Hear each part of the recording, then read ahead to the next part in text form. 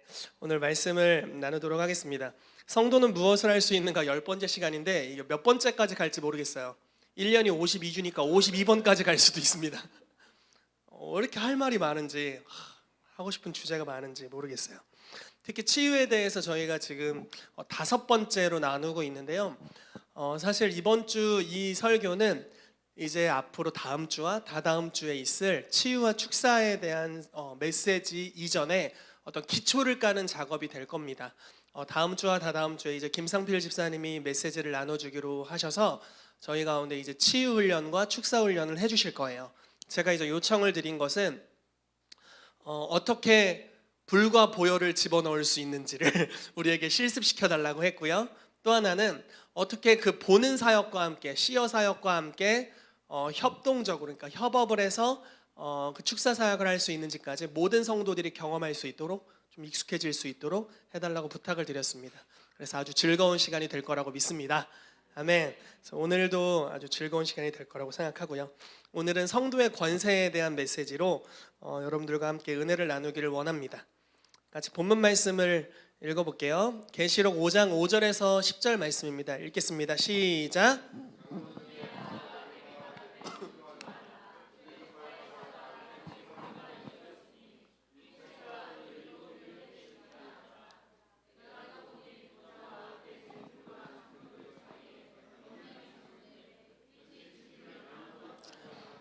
일곱 뿔과 일곱 눈이 있으니 이 눈은 온 땅에 보내심을 입은 하나님의 일곱 영이더라. 어린 양이 나와서 보좌에 앉으신 이에 오른손에서 책을 취하시니라. 책을 취하심에 네 생물과 24 장로들이 어린 양 앞에 엎드려 각각 검은고와 향이 가득한 금대접을 가졌으니 이 향은 성도의 기도들이라. 새 노래를 노래하여 가로되 책을 가지시고 그 인봉을 떼기에 합당하시도다. 일찍 죽임을 당하사 각 족속과 방언과 백성과 나라 가운데서 사람들을 피로 사서 하나님께 드리시고 저희로 우리 하나님 앞에서 나라와 제사장을 삼으셨으니 저희가 땅에서 왕노릇 하리로다 하더라. 아멘. 아주 중요한 말씀이죠. 특히 계시록 4장과 5장은 천국에 대한 묘사가 있습니다. 그 하나님의 보좌에서 어떤 일이 일어나고 있는지에 대한 묘사가 있고요. 계시록 4장을 지금 우리가 보진 않지만 4장에 보면 하나님 아버지가 거기 등장하십니다. 그리고 네 생물, 그 주변에 있는 네 생물의 천사들, 그리고 24 장로들, 그리고 수다한 천사들이 등장하는 모습이 있습니다. 그리고 5장에 넘어와서는 갑자기 예수님이 죽임당하신 어린 양의 형상으로 등장하는 모습을 볼 수 있습니다. 근데 요한이 이제 계시록 5장의 상황에서 어떤 모습이냐면 어떤 미래를 향한, 그러니까 우리의 앞으로의 미래를 향한 하나님의 선하신 계획에 어떠한 것이 있다는 것을 알겠는데, 그리고 그 하나님이 가지고 계신 책에 그것이 쓰여 있다는 것을 알겠어요. 그래서 그게 책이 열려야 되는데, 열려야 이제 이 땅에 풀어지게 되는데 그 책을 열 수 있는 권세 있는 자가 아무도 없는 거예요. 하나님의 선하신 계획들이 풀어져야 되는데 그거를 풀어낼 수 있는 자가 아무도 없어서 막 울어요. 왜 하고 막 웁니다. 그러니까 천국에 기쁨만 있는 줄 알았더니 갑자기 우는 사람이 등장했어요. 땅에서 올라오셔서 이분이 우셨어요. 근데 그리고 나서 갑자기 이제 24 장로 중에 하나가 소개를 하는 거죠. 죽임당하신 어린 양이 있는데 그분이 유다 지파의 사자이시고 그러니까 이 봉인을 떼기에 합당하시다. 그래서 그분이 이 책을 여실 거다라고 선언합니다. 그러면서 책이 열려지는 어떤 내용인지 우리가 구체적으로 다 알지는 못하지만 그 중에 하나가 저는 이 아래 써 있는 내용이다라고 믿어요. 자, 볼게요. 새 노래를 하죠. 새 노래를 노래하여 가로되 책을 가지시고 그 인봉을 떼기에 합당하시도다. 일찍이 죽임을 당하사, 자, 한번 죽으셨죠. 십자가에서 죽임을 당하사 각 족속, 방언, 백성, 나라, 그러니까 모든 민족을 다 일컫는 것입니다. 나라 가운데서 사람들을 자기의 피값으로 사셨대요. 그래서 하나님께 드리셔서 이들로 하여금 하나님 앞에서 나라와 제사장을 삼으셨대요. 이 나라와 다른 말로 번역하면 왕과 제사장을 삼으셨다라는 말씀이에요. 왕은 통치하는 자, 제사장은 하나님과의 관계를 화목시키는 자죠. 그래서 왕과 제사장으로 삼으셔서 이들이 땅에서 뭘 한다고요? 왕노릇 하리로다라고 말씀하고 있습니다.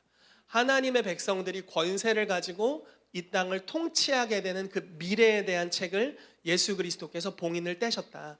라고 말씀하시는 거죠. 근데 이게 아주 섭리적으로 이 봉인이 떼어지는 그 시기에 동일하게 향이 가득한 금대접과 검은 고가 있었다라는 거고, 이 금대접에는 향이 담겨 있는데 그것이 성도들의 기도였다라고 말하고 있어요. 여러분, 이런 걸 느끼지 않나요? 우리가 계속해서 삶에서 주님을 예배하고 기도하고 삶을 주님께 헌신하고 나아가다 보면 주님께서 이와 같은 사건들을 우리의 삶에 부분적으로 계속 일으켜주세요. 그러니까 그냥 주님을 예배하고 경배하는 거죠. 그리고 계속 주님께 나아갑니다. 그러다가 주님께서 우리의 삶을 향한 특별한 깨달음들을 주세요. 이것을 예수님은 때로는 지식의 열쇠라고 표현하기도 하셨어요. 이 율법 교사들에게 했던 말씀인데 이런 말씀이 있었어요. 더 어려워져 가나요? 쉽게 하려고 노력하겠습니다.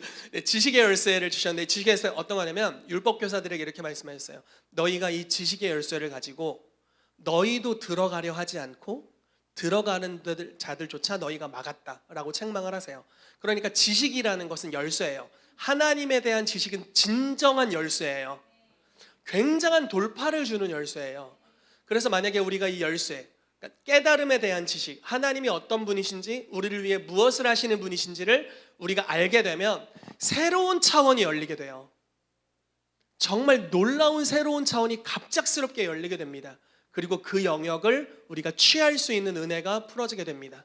여러분, 한 30-40년 전 정도만 해도 왕의 기도, 선포하는 기도, 이런 거 찾아보기 힘들었을 때였어요.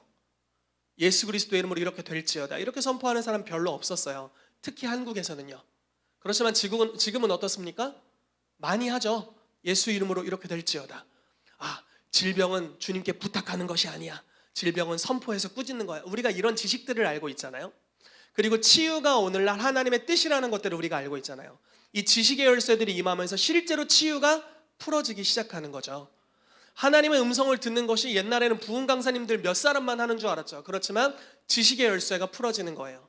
성도들이 오랜 시간 중보하면서 하나님께서는 이 말세의 교회가 될수록 교회를 향하여서 하나님의 나라의 지식들을 더 깨달을 수 있도록 도우세요.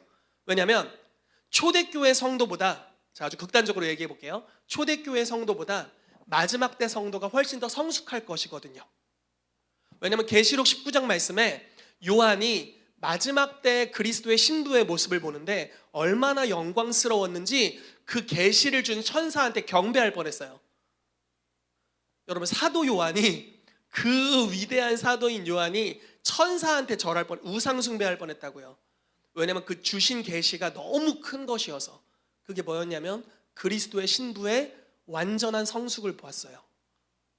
와, 예수님과 비교해도 뒤지지 않는 모습, 흡사 하나님 같은 형상, 완성된 교회의 모습, 점도 없고 흠도 없고 책망할 것도 없는 자, 세마포 옷을 입었는데 성도의 옳은 행실이래요. 여러분, 오늘 내 옷을 보세요. 옳은 행실?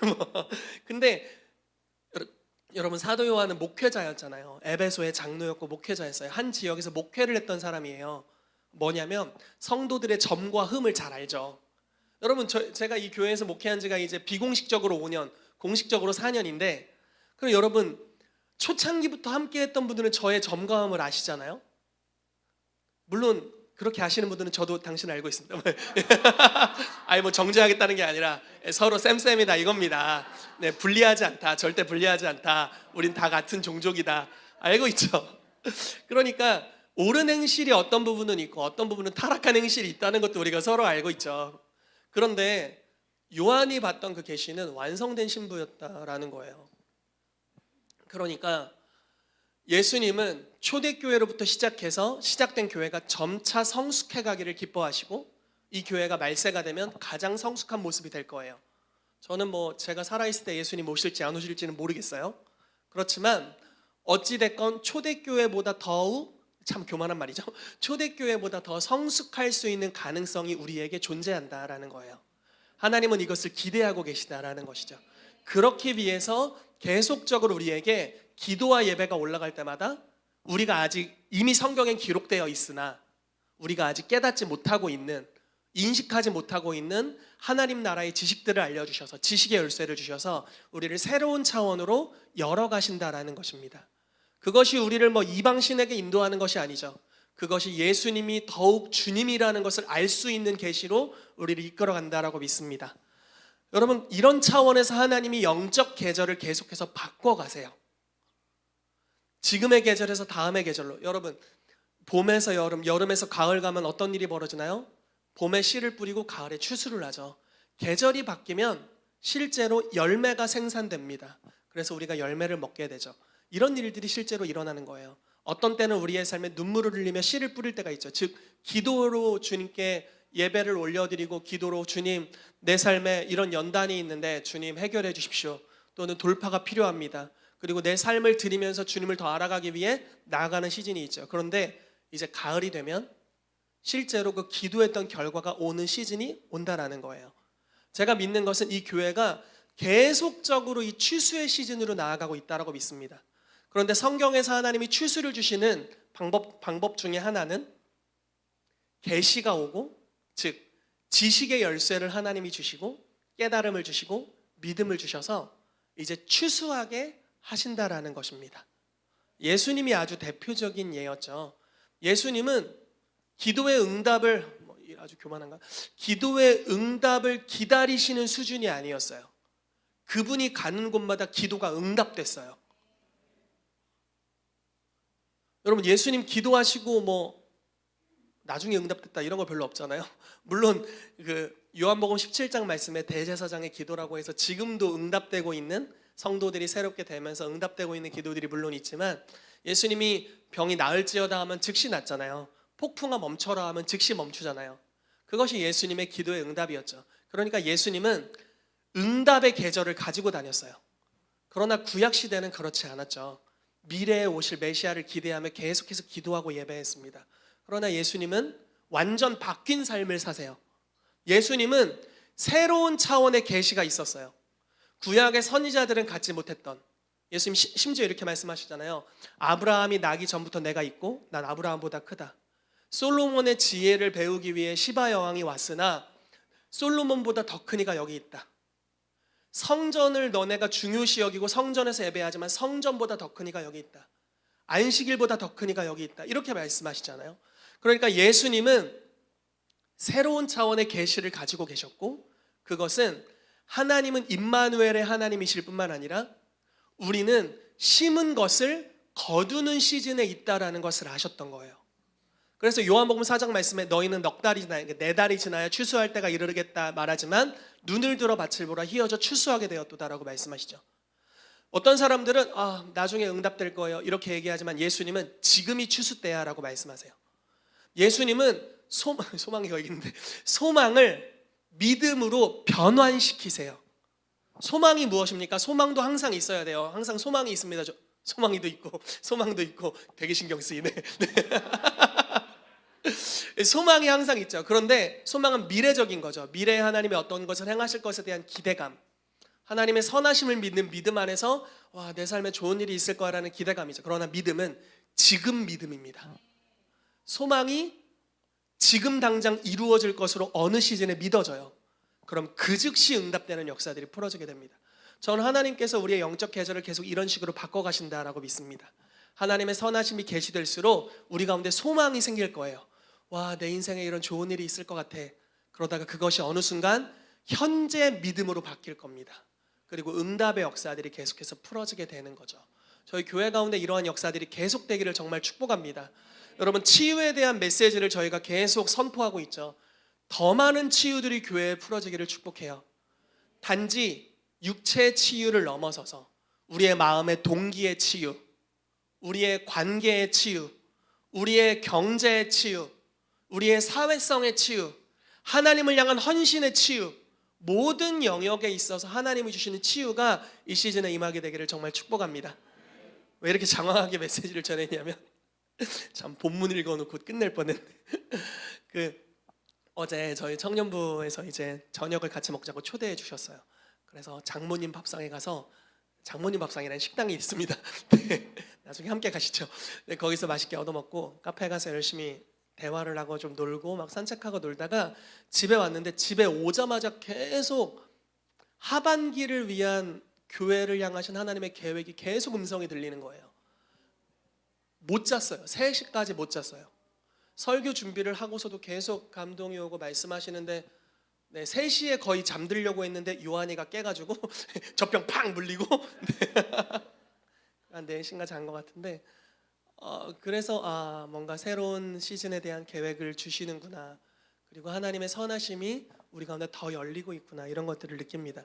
제가 요즘 기도하는 몇 가지 제목이 있는데요. 한 가지는 인터넷 교회에 대한 감동입니다. 코로나를 통해서 전 세계가 강제적으로 웹에서 서로 소통하는 것을 훈련하게 됐습니다. 강제로. 저는 그 다니엘서 말씀에는 왕래가 빨라지고 지식이 많아진다 이렇게 말씀하고 있잖아요. 근데 왕래가 정말 빨라지게 생긴 거예요. 마지막 때가 될수록 이 특징이죠. 그래서 복음의 전파되는 속도가 훨씬 더 빠르게 주님이 역사하실 것인데, 교통수단뿐만 아니라 웹을 통해서, 즉 인터넷을 통해서, 인터넷 교회를 통해서 이런 것들이 더 풍성하게 열릴 거라고 믿고요. 우리 박경루 목사님이 선두주자로 너무 잘하고 계시죠. 목사님 멋집니다. 네, 선두자로 너무 잘하고 계시고, 그래서 킨스빌리 교회에 사실은 함께하길 원하시는 분들이 여러 지역에 더 있으시죠. 그런데 이 지역상의 한계로 함께하지 못하는 분들이 계세요. 물론 뛰어넘어서 오시는, 여기 평택에서 용인에서 오시고, 조금 청주에서 오시는 분도 계시고, 예전에 막 해남에서도 왔어요. 땅끝마을에서도 오고 그랬는데 진짜 대단하신 것 같아요. 저는 여기서 오는데도 막 지각하고 그러는데 그런데 이제 웹상에서 우리가 예배하고 또 인터넷으로 신방하고, 거기서 우리가 성령의 교제를, 코이노니아를 나눌 수 있고 성령 인도하시는 것들을 할 수 있다라고 믿습니다. 그래서 그런 것들을 저희가 기도하고 있고요. 또 하반기에 제가 믿기로는 우리가 어떻게 지역사회를 섬길 수 있는지에 대한 그림을 주실 거라는 감동이 있어요. 아주 디테일하고 구체적인 그림들을 주실 거라는 감동이 있고, 제 마음의 이제 생각입니다. 이게 어떻게 될지는 한번 지켜봐야겠죠. 하반기 정도에는 이러한 어떻게 지역사회를 섬기는지에 대한 패러다임을 성도님들과 함께 나누기를 원하고요. 그러면서 어떤 리더들을 좀 훈련하는 기간들을 가졌으면 좋겠고요. 내년 올해 말이나 내년 초에는 반드시 지역사회로 나아가는 모임들이 우리 가운데 생겨야만 합니다. 그래서 믿는 자들의 모임이 아닌 불신성도 불신자들을 섬기기 위한, 믿지 않는 분들을 섬기기 위한, 그래서 그들의 영역에 하나님의 나라를 흘려보내기 위한 초자연적이면서도 또 하나님의 나라의 원리를 가지고 있는 어떤 목적을 가진 몸들을 만들어야겠다는 감동을 계속해서 주셨습니다. 그래서 이러한 것들을 추진하려고 어떤 감동을 주셨어요. 함께 하고 싶습니다, 여러분들과. 네, 말씀 이제 시작하겠습니다. 성도의 권세에 대해 말씀을 나눌게요. 네, 두려워하지 마십시오. 식사는 할 수 있게 해드릴게요. 네, 권세의 목적에 대해서 나누겠습니다. 하나님이 왜 우리에게 이런 권세를 주시는지, 권세는 어떤 목적으로 쓰여져야 하는지에 대한 권세의 방향성이라고 해야 될까요?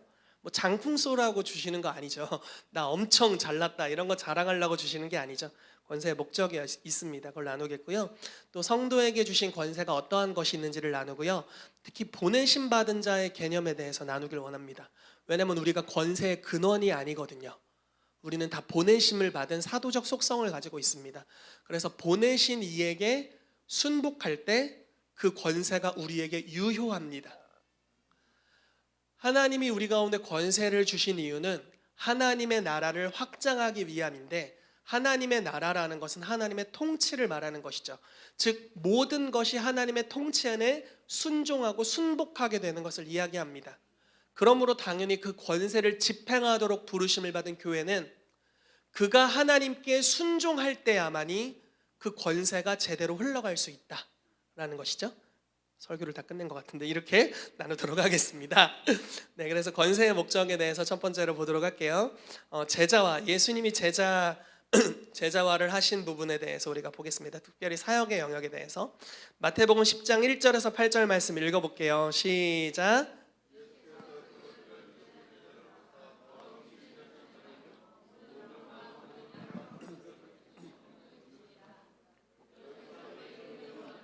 베드로라 하는 시몬을 비롯하여 그의 형제 안드레와 세베대의 아들 야고보와 그의 형제 요한, 빌립과 바돌로메, 도마와 세리마테, 알페오의 아들 야고보와 다데오, 가나안인 시몬과 및 가룟 유다 곧 예수를 판 자라.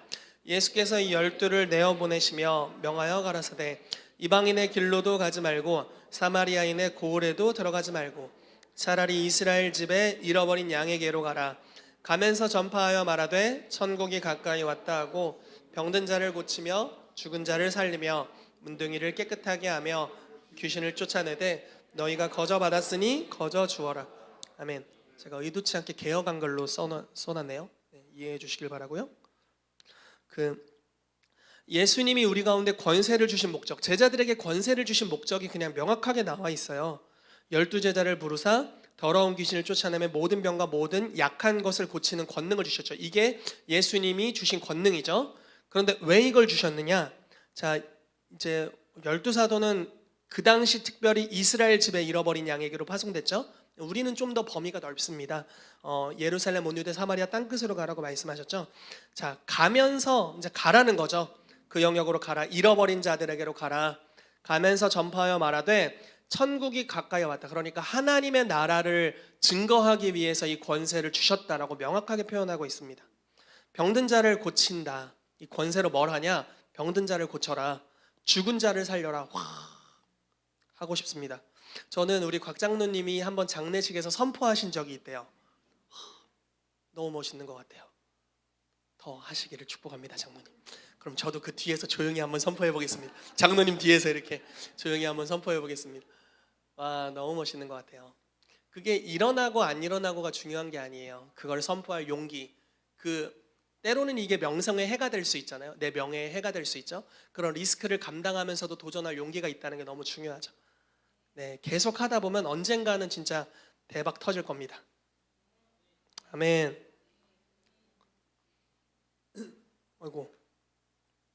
아이고야. 네, 어디로 가버렸습니다.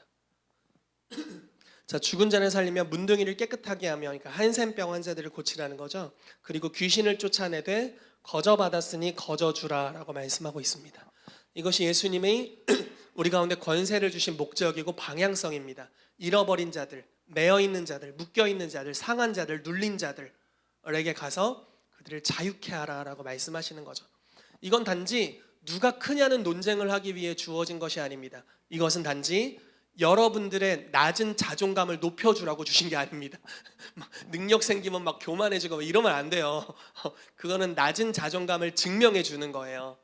막 장풍 이제 내 손에서 막 장풍 나간다고 막 기뻐하고 그럴 필요 없습니다. 네, 그냥 존재 자체로 우리는 완전히 용납되었고 완전히 사랑받는 자고 가장 존귀한 자죠. 더 어떻게 하나님이 사랑해 주실 수 없는 최고의 사랑을 받는 분들임을 믿습니다. 아멘. 그래서 이 권세의 목적은 이런 하나님의 나라의 일들을 위해 우리에게 권세를 주셨다라는 것이고요.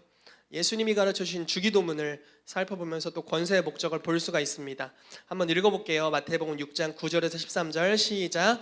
그러므로 너희는 이렇게 기도하라. 하늘에 계신 우리 아버지여, 이름이 거룩히 여김을 받으시오며 나라가 임하시오며 뜻이 하늘에서 이루어진 것 같이 땅에서도 이루어지이다. 오늘 우리에게 일용할 양식을 주시옵고 우리가 우리에게 죄 지은 자를 사하여 준 것 같이 우리 죄를 사하여 주시옵고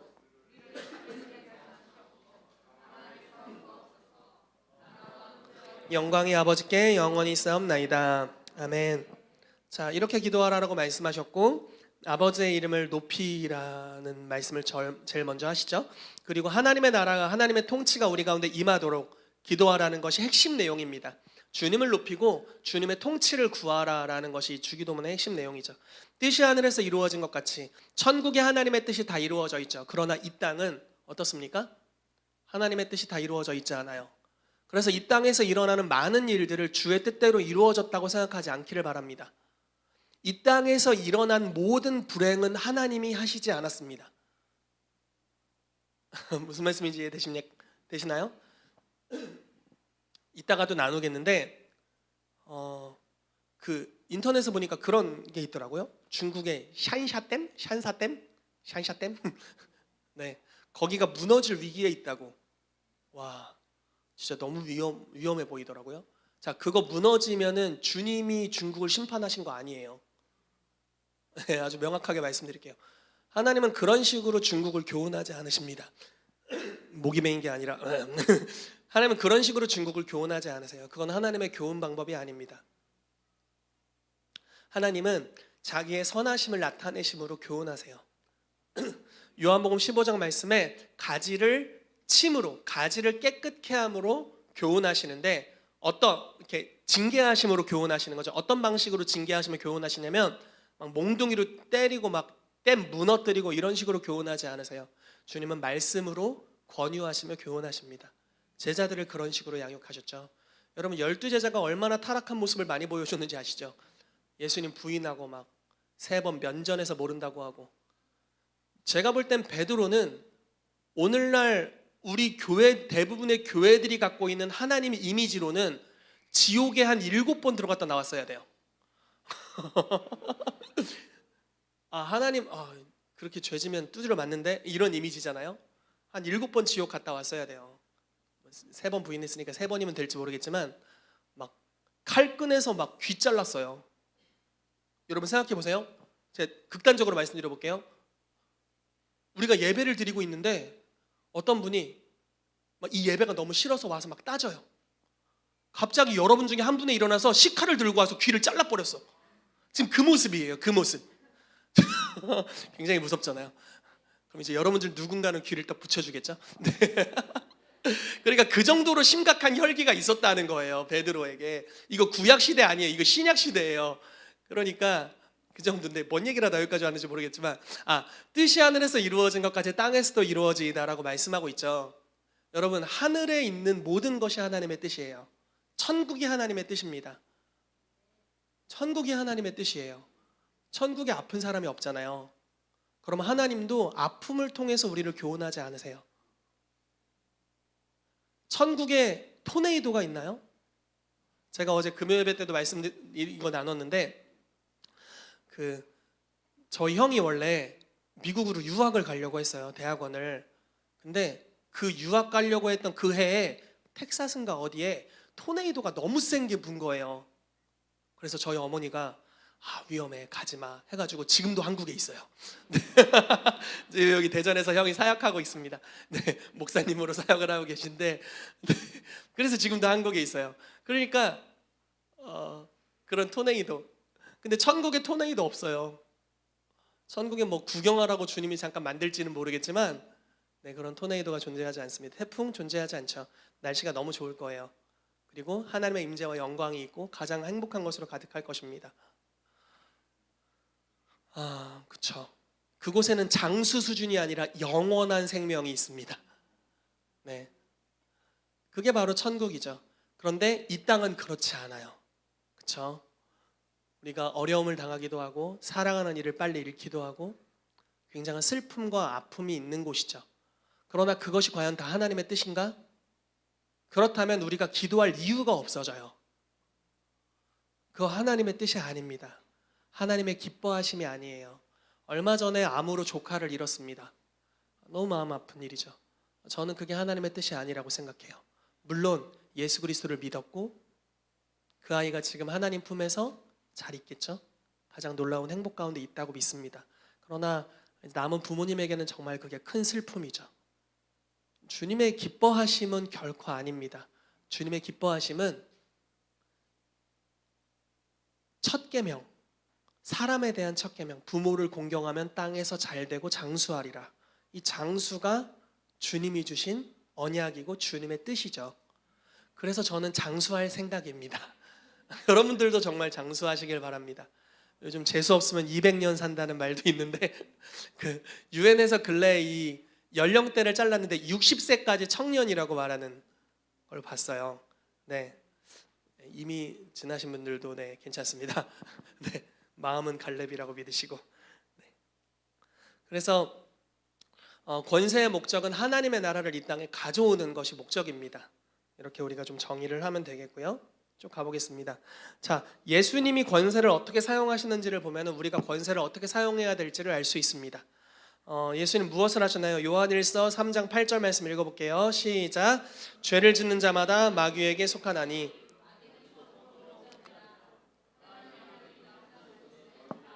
멸하려 하심이라. 아멘. 자, 예수님은 권세를 마귀의 일을 멸하는 데 사용하셨습니다. 자, 여러분 마귀의 일이 뭘까요? 막 얘기해 주세요. 뭐 여러 가지. 네, 할렐루야. 죄를 짓게 만들고 죽이고 멸망시킨다.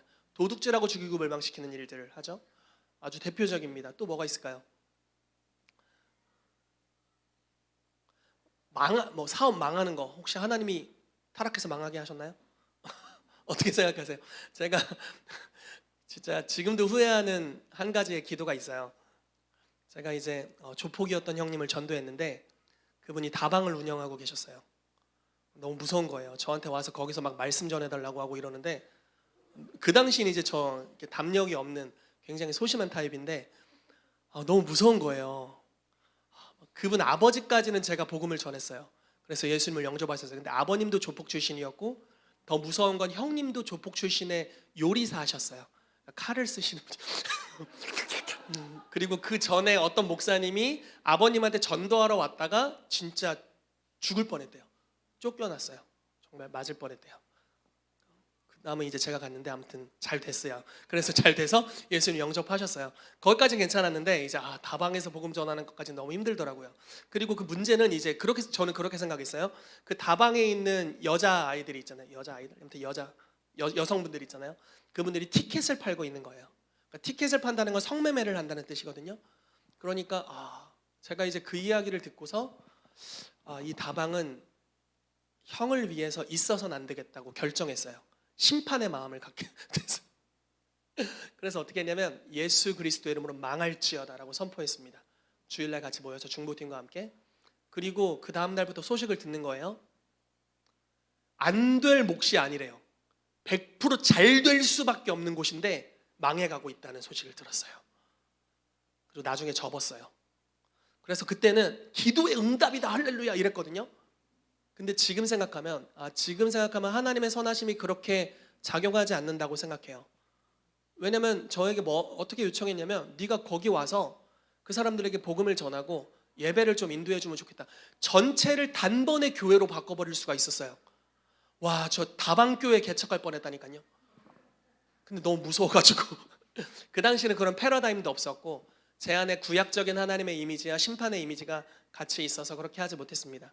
여러분, 엘리야는 자기를 잡으러 온 50부장과 50명의 사람들을 이적과 기사로 불로 태워버렸어요.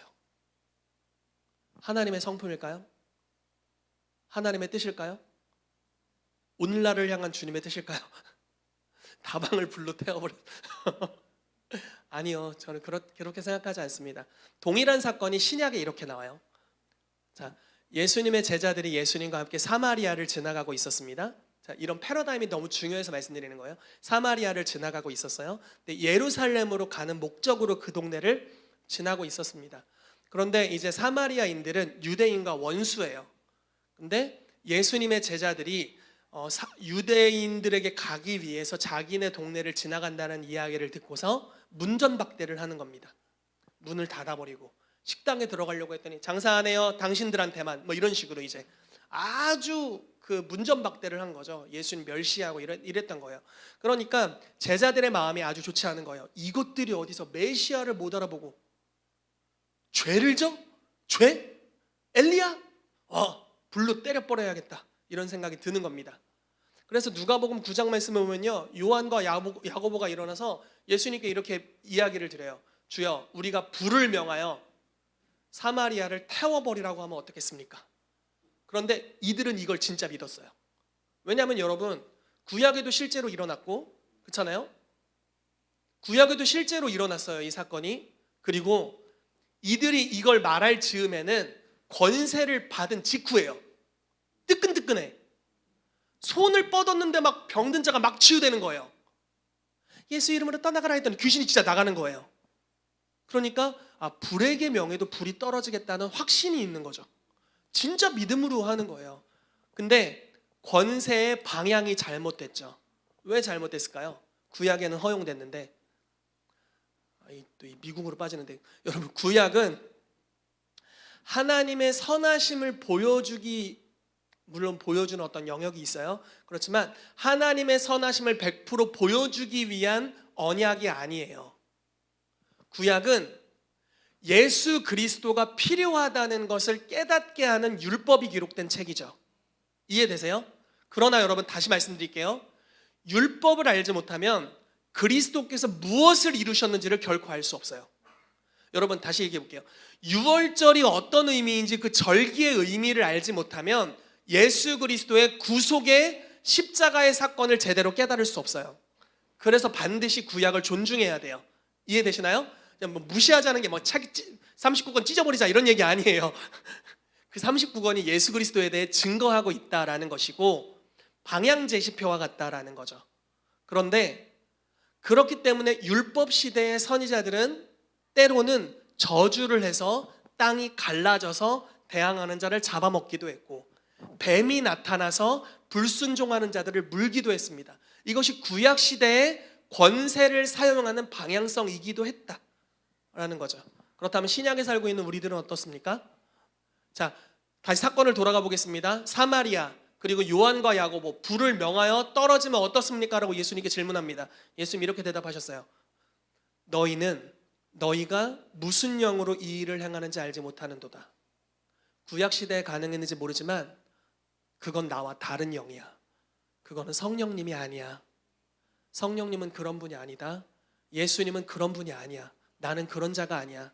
너희는 지금 나와 다른 영, 다른 방향, 다른 스피릿, 다른 동기로 행하고 있어 라고 말씀하시는 거죠.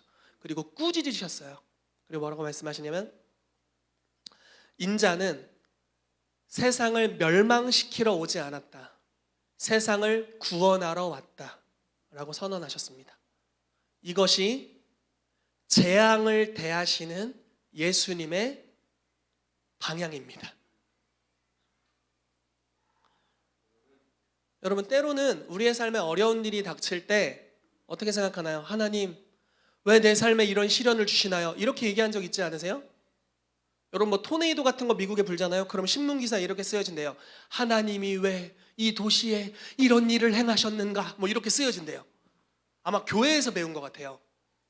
기자들이 교회에서 배웠나 봐. 근데 하나님이 한 건가요? 지금은 신약 시대, 새 언약의 시대. 하나님이 그런 일을 하시나요? 여러분 다시 표현해 볼게요. 제가 이것을 벽에다 세게 제 소개를 잠시 드리겠습니다. 성령 충만하고 하나님을 사랑합니다. 아멘. 아멘 아멘 아멘 아멘. 제가 세게 여기다 팍 던졌어요. 저길 튕기고 제 머리에 딱 맞았어요. 그리고 생각하는 거예요. 하나님이 나를 사랑하신다면 결코 이런 일이 일어날 수 없어. 제가 오늘 너무 마음이 막 좋은 거예요. 하나님을 향한 사랑이 넘쳐요. 주님을 위해 무엇이든 할 수 있고 주님이 나를 위해 무엇이든 할 수 있다는 생각이 들어요. 그래가지고 이 건물 옥상에 올라갔어요. 그리고 날아올랐어요. 그리고 이제 천국에 가서 주님께 질문하는 겁니다. 주님이 나를 사랑하신다면 왜 내가 죽었습니까? 왜 죽었죠? 갑자기 그 순간 주님이 제가 싫어가지고 사랑이 사라졌나요? 그런 이유가 아니잖아요. 지금 법칙이죠. 중력의 법칙, 하나님이 창조하신 물리 법칙을 따라서 죽을 짓을 해서 죽은 거예요. 이것은 주님의 마음과는 전혀 상관이 없는 것입니다. 자, 율법이 그런 역할을 합니다. 이스라엘 백성이 범죄했을 때 땅이 죄를 받아요. 그리고 그 거민을 토해냈다 이렇게 말하고 있어요. 세상의 법칙이죠. 하나님이 창조하신 모든 물질세계 영계의 법칙이에요. 그래서 때로는 태풍이 불기도 하고 재앙이 일어나기도 하고 마귀는 그것을 이용합니다. 이해되시나요? 그렇다면 하나님은 무엇을 하시는가? 그런 하나님 뭘 하십니까? 보시죠. 이래야 하나라도 넘어갈 테니까. 자, 쭉 넘어가 보겠습니다. 그냥 하나님은 무엇을 하시는가? 마가복음 4장 35절 41절 그냥 말씀드릴게요. 예수님의 제자들이 함께 저 동네로 가기를 원했어요. 예수님과 함께. 왜냐하면 저 동네에서 복음을 전해야 했거든요. 그래서 배를 타고 이 동네에서 저 동네로 갑니다. 근데 예수님의 제자의 절반 정도가 어부 출신이에요. 자, 어부 뭡니까? 배 전문가들이죠. 배 전문가들이 노를 젓든지 모터를 엄청 잘할 텐데 배 전문가들이 생각할 때에도 지금 이 항해는 죽을 항해였어요. 광풍이 불었고 예수님 배 밑창에서 주무시고 계셨고 주여 우리가 죽게 된 것을 알지 못하시나이까 이렇게 얘기합니다.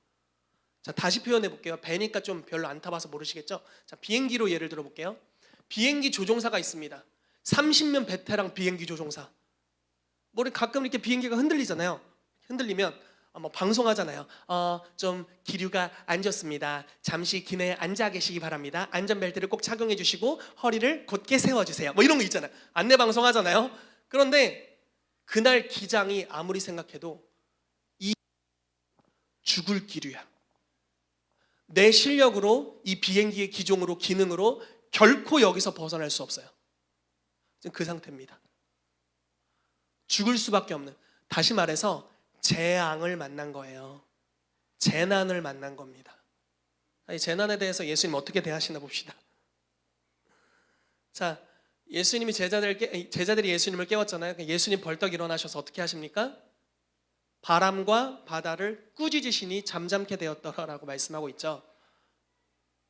여러분, 이렇게 하셔도 되지 않아요? 막 배가 막 이렇게 흔들려 막 그런데, 야, 너희 중에 회개하지 않은 애들 누구야? 빨리 손들어. 안 그러면 죽을 수도 있어. 이렇게 할 수도 있잖아요. 그날 회개의 날로 삼아도 되잖아요. 무슨 말씀인지 이해되세요? 그런데 예수님은 자기의 권세를 재앙을 통해 교훈하는 걸로 사용하지 않으시고, 재앙을 내리지도 않으시고, 재앙을 이용해서 교훈받아라라고 하지도 않으시고, 어떻게 하십니까? 재앙을 정면으로 대면하세요. 그리고 막아서요. 잠잠하라. 꾸짖으세요. 멈춰라. 그리고 그대로 됩니다. 오늘날 얼마나 많은 재앙들이 일어나나요? 샨샤댐부터 해서 예비되어 있는 재앙들, 코로나도 하나의 재앙 수준이죠. 얼마나 많은 재앙들이 일어날까요? 물론 여러분, 어떠한 것들은 우리를 회개로 인도하는 하나님의 도구로 쓰여질 수도 있습니다. 그렇지만 예수 그리스도는 적어도 그렇게 하지 않으셨죠. 재앙을 만났을 때 너를 교훈하기 위한 거였어, 이렇게 말하지 않으십니다. 재앙을 멈추세요. 교훈은 다른 방식으로 친절하게 행하십니다. 이해되시나요? 여러분, 여러분들도 여러분들의 권세를 어디에 쓰실 겁니까? 저는 하나님께서 우리 가운데 정말 많은 권세를 주길 원하신다고 믿고, 우리가 예수님과 마음이 같아진다면 신뢰함으로 더 많은 권세를 주실 수 있다고 믿습니다. 정말 해를 멈추기도 하고 달을 멈추기도 하고, 이게 이제 여호수아가 가졌던 권세였죠. 이사야는 해시계를 반대로 돌려버렸어요. 그런 권세.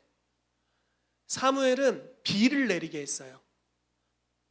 만약에 하나님이 너희가 행한 것에 대해서 깨닫게 하길 원하신다면 비를 내리실 것이다 했는데 비가 갑자기 내렸어요. 엘리야는 비를 내렸죠. 날씨를 조종하는 차원의 권세. 만약에 저와 여러분들이 그리스도의 마음과 같은 마음을 갖게 된다면 주님은 우리 가운데 더 많은 것들을 이양하실 수 있게 될 겁니다. 그렇다면 주님의 선하심을 알 필요가 있겠죠.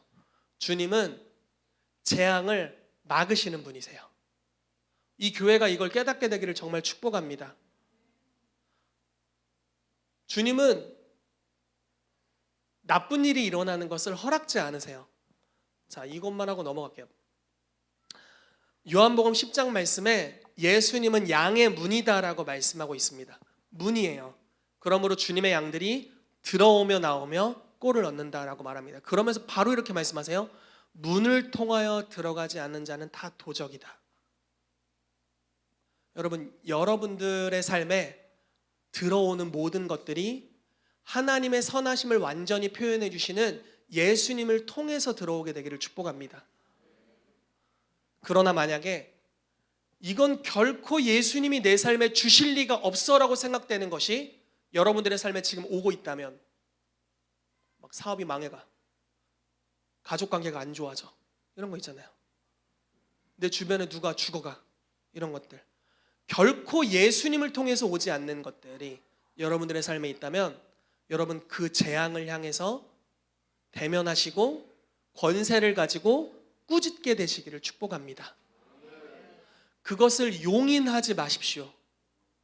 여러분들은 권세가 있으니까요. 그것을 대적해서 꾸짖는 법을 배우게 되시기를 축복해요. 여러분이 성경 구절에서 예수님이 제자들에게 이렇게 말씀하셨어요. 어찌하여 이렇게 무서워하느냐? 너희가 어찌 믿음이 없느냐라고 말씀하셨어요. 왜 믿음이 없다고 했을까요? 예수님 열심히 깨웠구만. 열심히 간구 기도를 드려서 예수님을 깨웠는데 왜 믿음이 없다고 했을까요? 예수님은 제자들에게 이걸 기대하신 거예요. 자기 수준으로, 자기와 동일한 마음으로 재앙을 꾸짖는 하나님의 사람들을 기대하셨다라는 겁니다. 우리가 그렇게 되기를 축복합니다. 회사에 어려움이 찾아올 때 재앙에 대해서 꾸짖으십시오. 여러분들의 가정에 어려움이 찾아올 때 꾸짖으세요.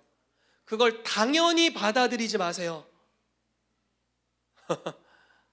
얘기하다 보니까 화가 나네. 당연히 받아들이지 마세요. 왜냐면 성도의 삶에 얼마나 많은 마귀의 일들이 역사하는지 몰라요. 그건 다 우리가 경험할 필요도 없는 것들입니다. 여러분 잘 보세요. 이것만 하고 설교 끝내야겠어. 어쩔 수 없어. 여러분 잘 보세요. 요셉을 알지 못하는 새 왕이 애굽에 일어났습니다. 그 왕이 생각할 때 정확한 분별을 가지고 있었어요. 이스라엘 민족을 보니 애굽의 우리 민족보다 강하도다. 정확한 분별을 가지고 있어요. 이스라엘이 훨씬 강해요. 숫자도 많아요. 애도 엄청나. 다 남자애를, 남녀 뭐 이런 거 아니에요. 남자애를 많으니까 군사력이 있다라는 거예요. 그리고 죽이라고 명했는데도 계속 태어나. 인력으로는 결코 막을 수 없는 수준의 부강한 나라가 벌써 됐어요. 그래서 어떻게 하기로 결정하냐면요, 저들의 마인드를 바꿔주자. 니네 종이야 라고 이야기했어요. 여러분, 요셉 시대를 보시면 이스라엘은 결코 종이 아니에요. 이스라엘 외에, 그리고 애굽의 제사장 가문 외에 모든 사람이 다 왕의 종이 됩니다. 어떻게 되는 스토리인지 보시면, 풍년의 때에 이렇게 많이 모았잖아요. 흉년의 때가 왔어요. 사람들이 먹을 걸 주세요라고 요셉에게 온 거예요. 요셉이 네 가진 것을 팔아 먹을 것으로 바꿔줄게. 이제 가진 게 다 떨어졌어요. 네 땅을 팔아 먹을 것으로 바꿔줄게. 이제 땅도 다 떨어졌어요. 네 몸을 팔아 먹을 것으로 바꿔줄게. 그래서 모든 애굽의 백성들은 다 왕의 종이 됩니다. 그것이 창세기에 기록되어 있어요. 이스라엘은 면제, 이스라엘만이 자유자, 그런데 가장 많은 숫자, 그러므로 가장 강한 자들이죠. 그런데 이스라엘이 받아들이는 거예요. 왕의 이야기를 받아. 너 이제부터 종이야. 벽돌 구워. 벽돌. 그렇군요. 벽돌 맨날 구워. 그냥 대항에서 싸우면 끝나는 일이었어요. 대항에서 싸워도 돼요. 물론 그게 하나님의 계획은 아니었겠지만, 근데 벽돌을 그냥 굽는 거, 구라니까 그냥 굽는 거예요. 집 가지고 막 이렇게 해서 벽돌을 막 싸우라니까 막 성도 왕을 위해 싸워주고. 그러니까 마귀가 우리 가운데 나쁜 기류 하나 던져주고, 야 그냥 거기에 순복하면 살아. 네 인생 어쩔 수 없어. 운명이요, 운명론. 이렇게 하면 그냥 사는 거예요. 평생 빼앗기고 나가면서. 와, 너무 싫다 진짜. 그런데 예수님은 어떻게 하시는 분이십니까? 양으로 생명을 얻게 하고 더 풍성히 얻게 하시는 분이라는 거죠. 저는 지금 저의 삶이 이전보다 훨씬 더 좋아졌고 자유케 됐지만 더 좋아질 여지가 훨씬 더 많이 있다고 믿습니다. 우리 가정도요. 우리 아내에게도 저에게도 우리 아이에게도 훨씬 더 좋을 여지가 너무나 많다고 믿어요. 천국의 수준에 아직 못 갔다고 생각해요. 그러나 저는 그곳을 향해 달려가고 있어요. 그리고 그 영역으로 반드시 갈 겁니다. 여러분, 저희 교회 성도님들, 모든 성도님들을 정말 축복해요. 권세를 가지고 여러분들의 삶에 하나님이 주시지 않은 것들을 대면에서 끊어내기 시작하세요. 여러분들 안에 있는 죄성, 여러분들 가정에 엄습하는 죄악들, 영적인 나쁜 기류들, 분열의 역사들, 아빠 엄마, 딸들, 아들들, 부부관계 문제들, 다 마귀 탓은 아닌데 반드시 문제가 있는 곳에 마귀는 있습니다. 다 마귀 탓은 아니에요. 그렇지만 문제가 있는 곳에 반드시 죄와 마귀가 함께 존재합니다. 그러므로 여러분, 권세를 가지고 그걸 대적하기 시작하셔야 됩니다. 당연스럽게 두지 마십시오. 그리스도를 쫓기 위해 어쩔 수 없어라고 포기하는 영역이 너무 많은 것 같아요. 다시 말씀드려볼게요. 무릇 그리스도 안에서 경건하게 살고자 하는 자마다 박해를 받습니다. 고난을 받아요. 당연하죠. 그런데 예수님의 약속을 한번 보십시오. 너희가 만약에 나보다 너희 부모를 더 사랑한다면 하나님 나라에 합당치 않다, 뭐 이런 식으로까지 말씀하세요. 그러니까 하나님을 사랑하는 데 있어서는 부모, 자녀, 아내, 남편 타협의 여지가 없어요. 그러나 만약에 너희가 나를 위해서 너희 부모를 버렸다면 그런 벌이라는 게 아니에요. 우선순위에 대한 이야기입니다. 전토를 벌였다면, 소유물을 포기했다면 이 생에 있어서 100배나 받고 내세의 영생을 얻지 못할 자가 없다. 자, 욥을 우리가 욥은 연단만 생각하죠. 그러나 욥이 많은 걸 빼앗겼죠. 그러나 그의 의로움이 증명됐을 때 하나님은 그의 삶에 더 많은 소유를 주십니다. 그 가정이 이전보다 훨씬 더 화목해졌어요. 이전보다 훨씬 더 좋아졌습니다. 여호와를 저주하고 죽어라라고 말했던 아내가 하나님 품으로 돌아오게 되고요. 모든 것이 완전해졌어요. 이것이 하나님의 뜻입니다. 그러나 만약에 내가 그리스도를 따르기 위해서 내 남편이 나를 박해하는 것, 우리 가정이 분열되어 있는 것, 우리 아이들이 하나님을 떠나 있는 것 어쩔 수 없어. 아니요, 거짓말이에요. 그만큼 속고 있는 거죠. 남편이 하나님을 따르는 게 주님의 뜻입니다. 아내가 주님께로 돌아오는 게 주님의 뜻이죠. 자녀들이 여호와를 경외하게 되는 것이 주의 뜻입니다. 내려놓아서는 안 되는 거예요. 단지 나는 의롭고 주님을 위해 살고 있고 저들은 날 핍박하는데 내가 저들을 용인해줘야 될 수준의 관점을 가져서는 안 돼요. 예를 들어 볼게요. 우리가 막 믿음으로 살아요, 이 교회가. 그리고 한국의 모든 사람들이 우리를 막 핍박해요. 그럼 막 생각하는 거예요. 와, 그래, 그리스도를 따르다 보면 이런 핍박을 받는 거야.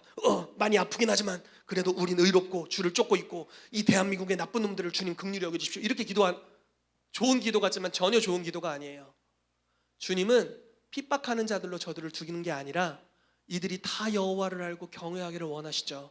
그래서 그게 임하도록 기도하고 그것이 풀어지도록 하나님의 권세를 사용하고 기류를 바꾸고 문화를 바꾸고 영역을 변혁시키고 이런 일들을 하면서 나아가야 되는 줄로 믿습니다. 아멘. 그러므로 적은 원부터 시작하십시오. 나의 삶에, 나의 가정, 아주 작은 원부터, 나의 사업, 나의 직장, 그 영역부터 여러분들의 권세를 사용하세요. 예수 그리스도께서 결코 주신 적이 없는 것들이 무엇이 내 삶에 있는지를 보십시오. 그리고 그것을 대적하기 시작하기를 축복합니다. 그걸 쫓아내기 시작하세요. 부부간에 조금의 균열도 허락하지 마세요. 하나님이 주셨을 리가 없습니다.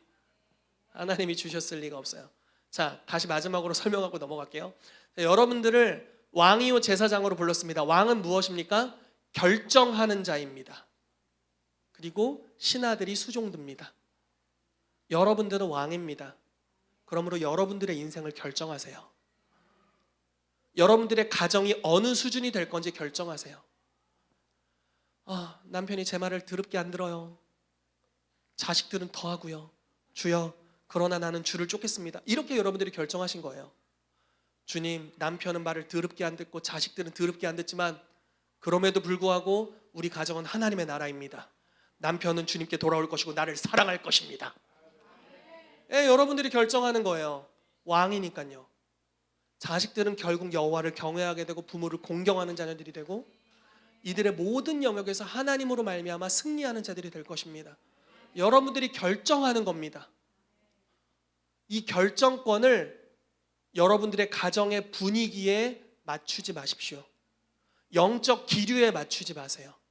이 결정권을 마귀의 역사에 초점을 맞추지 마세요. 마귀는 아무것도 결정할 수 없어요.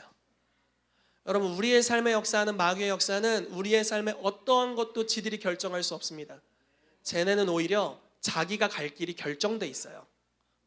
자기 때가 얼마 남지 않은 줄 알고 최고의 발악을 하고 있습니다. 우리의 역할은 마귀를 멸하는 거예요. 그리고 그리스도 안에서 한 사람 한 사람을 향해 주님이 가지고 계신 최고의 계획들을 뜻이 하늘에서 이루어진 하늘의 책에 여러분들의 삶에 대해 기록된 것을 이 땅에 선포해주고 결정하는 겁니다. 여러분, 예언이 뭡니까? 왕권을 가지고 선언하는 거죠. 너의 삶에 이와 같이 하나님의 축복이 임하게 될 것이다. 여러분, 그렇게 권세를 사용하게 되시기를 정말 축복합니다. 저는 이 교회가 훨씬 더 충만의 분량으로 나아가기를 정말 축복해요. 여지가 너무 많이 있어요. 여지가 너무 많이 있어요. 훨씬 더 좋아질 수 있어요. 축복합니다. 같이 기도하겠습니다.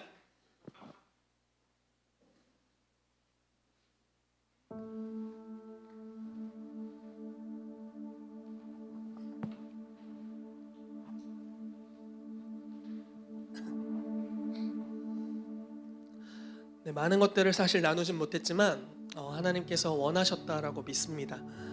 권세는 방향이 있습니다. 그것은 예수님의 방향입니다. 예수님은 권세를 한 번도 재앙을 내리는 데 사용하신 적 없고요. 주님은 권세를 하나님의 통치로 모든 사람이 들어가는 데 사용하셨습니다.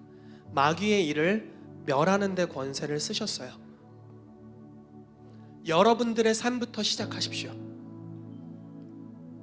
여러분들의 삶에 불법 침입자들이 어디 있습니까? 여러분들의 가정에 불법 침입자들이 어디 있습니까? 이 생에선 글렀다 이런 생각하고 있나요? 우리 부부관계 이 생에선 글렀다. 내 자녀 이 생에선 글렀다. 우리 부모님 이 생에서 글렀다. 이렇게 생각하나요? 아닙니다. 성경은 운명을 이야기하지 않습니다. 왕들이 결정하는 것입니다. 여러분들이 여러분들의 삶을 결정할 수 있어요. 그 권세를 주셨습니다. 만약에 그리스도의 마음과 동일한 마음으로 생명을 얻고 또 풍성히 얻게 하시는 예수 그리스도의 마음으로 여러분들의 삶으로부터 시작해서 가정, 그리고 원을 점점 넓혀가는 거죠. 이웃, 그리고 여러 집단들, 도시들, 나라들 넓혀가기 시작한다면 주님께서 여러분들에게 더 큰 권세를 주시기 시작하실 것입니다. 그러므로 우리의 삶에 조금의 어둠도 허락하지 맙시다. 조금의 분열도 허락하지 맙시다.